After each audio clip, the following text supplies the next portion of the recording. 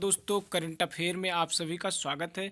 दोस्तों, यह current affair 9 नवंबर से लेकर 15 नवंबर तक है और इसके पहले के करंट अफेयर आप प्ले लिस्ट में, चैनल के प्ले लिस्ट में जाकर देख सकते हैं। प्रतिदिन का करंट अफेयर उसमें है और आप देख सकते हैं कि लगातार करंट अफेयर कुछ दिनों से नहीं दिया जा रहा था, इसीलिए इतने दिन का महत्वपूर्ण महत्वपूर्ण करंट अफेयर उठाया गया है। तो आप सबसे निवेदन है, ज़रूर देखिएगा और लास्ट में आपसे एक प्रश्न पूछूंगा, उसको आप कमेंट बॉक्स में उत्तर ज़रूर दीजिएगा। तो शुरू करते हैं। आज का पहला प्रश्न क्या है?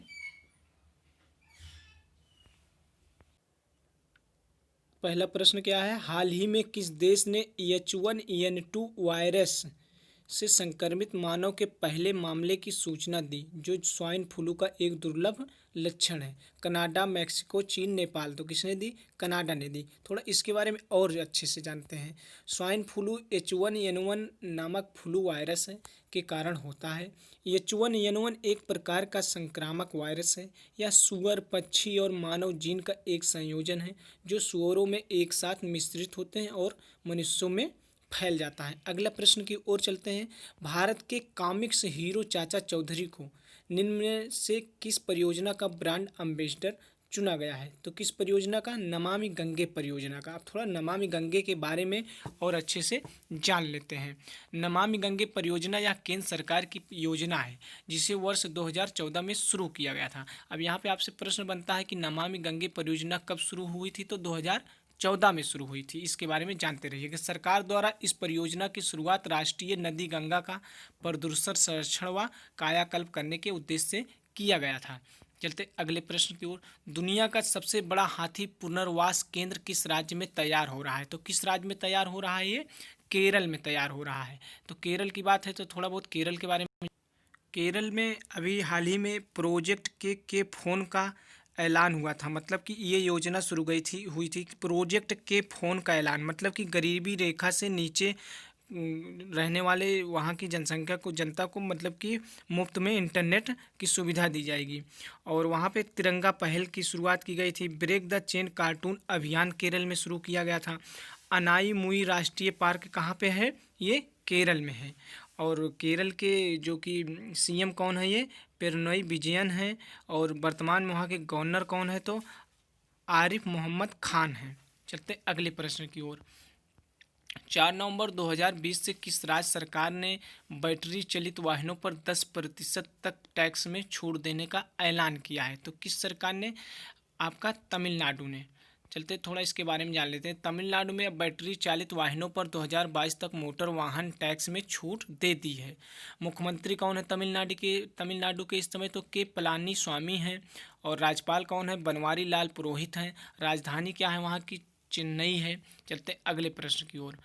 6G एक्सपेरिमेंटल सैटेलाइट लॉन्च करने वाला दुनिया का पहला देश कौन सा है? अभी अभी हाल ही में लॉन्च किया है। तो कौन है? चीन है। चलते हैं अगले 2030 तक 6G को जापान ने लॉन्च करेगा। और भारत में 5G लॉन्च होने में 2023 से 2025 तक का वक्त लग सकता है। मतलब कि चलते हैं अगले प्रश्न की ओर। IPL 2020 का विजेता टीम का नाम बताएं। कौन था? तो मुंबई इंडियंस। थोड़ा IPL के बारे में विधिवत जानकारी ले लेते हैं। मुंबई इंडियंस से जो टीम विजेता हुई उसके कप्तान कौन है? तो रोहित शर्मा है। यह कौन सा संस्करण था?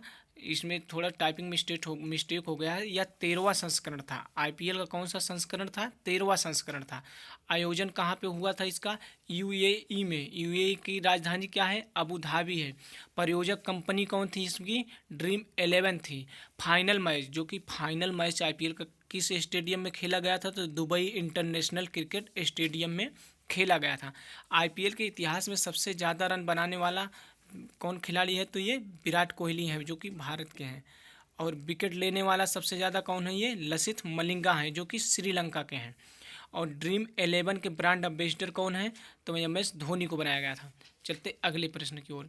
पुस्तक your best day is today के लेखक का नाम बताएं। तो किसने इस पुस्तक को अभी हाल ही में लॉन्च किया है? तो अनुपम खेर, अभिनेता अनुपम खेर ने लॉन्च किया है। चलते हैं थोड़ा एक दिवस के जो कि महत्वपूर्ण दिवस है इसके बारे में जान लेते हैं। राष्ट्रीय शिक्षा दिवस कब मनाया जाता है? या 11 नवंबर को मनाया जाता है। दिवस पहले शिक्षा मंत्री मौलाना अबुल कलाम आज़ाद के जन्मदिन पर यह मनाया जाता है। वर्ष 1992 में मरणोपरांत उन्हें भारत रत्न से सम्मानित किया गया था। किसे? मौलाना अबुल कलाम को। चलते अगले प्रश्न की ओर। प्रधानमंत्री नरेंद्र मोदी जी ने जेएनयू परिसर में किस महापुरुष की मूर्ति का अनावरण 12 नवंबर 2020 को किया? तो किस महापुरुष की? स्वामी विवेकानंद की। चलते अगले प्रश्न की ओर। विश्व मधुमेह दिवस कब मनाया जाता है? तो यह कब मनाया जाता है? ये आपका 14 नवंबर को। इस बार की क्या थी थीम्स? ये इस विश्व मधुमेह दिवस 2020 का विषय क्या था? तो द नर्स एंड डायबिटीज है। भारत का पहला चंदन संग्रहालय कर्नाटक के किस शहर में स्थापित हुआ है? तो ये मैसूर में। मैसूर कहाँ पे है आपका? तमिलनाडु में है। चलते अगले प्रश्न की ओर। वन विभाग द्वारा चंदन की खेती के महत्व के बारे में किसानों को शिक्षित करने के लिए संग्रहालय स्थापित किया गया है और यह कहाँ पे है? कर्नाटक में। कर्नाटक के मुख्यमंत्री कौन है? BS येदियुरप्पा हैं। राज्यपाल कौन है? वजुभाई वाला हैं। थोड़ा इसके बारे में जान लीजिए कि मैसूर कहाँ पे है आपका? कर्नाटक में है। इतना जानते रहिए। चलते आज का आखिरी सवाल हो गया और अब ये आपसे एक प्रश्न पूछ रहे हैं, इसका आप कमेंट बॉक्स में जरूर जवाब दीजिएगा। भारत में जन्मी प्रियंका राधा कृष्णन को किस देश की कैबिनेट में शामिल किया गया है? New Zealand, Australia, France, America. दोस्तों आप लोग थोड़ा ज़रूर सपोर्ट करके चैनल को सब्सक्राइब और शेयर करें।